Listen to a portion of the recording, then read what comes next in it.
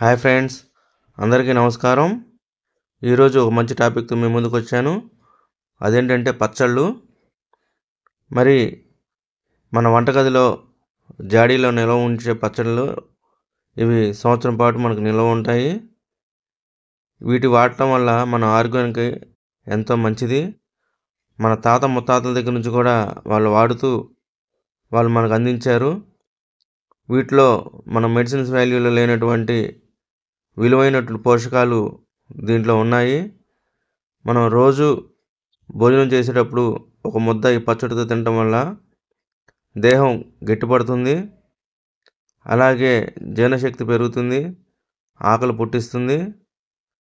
మరి ఎందుకయ్యా అంటే ఈ సీజనల్గా పండే పంటలతో పెడతారు. ఎప్పుడైతే సీజన్ ఉంటుందో ఆ సీజన్లో వాటిలో ఉండే పోషక విలువలు దాంట్లో అట్లానే మిళితం చేసి మనం ఏ రోజు కావాలంటే ఆ రోజు తీసుకోవచ్చు.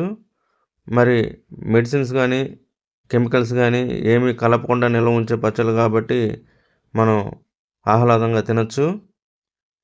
మరి ఇవి తినటం వల్ల పోషక విలువలతో పాటు యాక్టివ్నెస్ పెరిగిద్ది, నోటి రుచి పెరిగిద్ది, అట్లానే భోజనం కూడా ఒక ముద్ద మనం ఎక్కువ తినగలుగుతాము.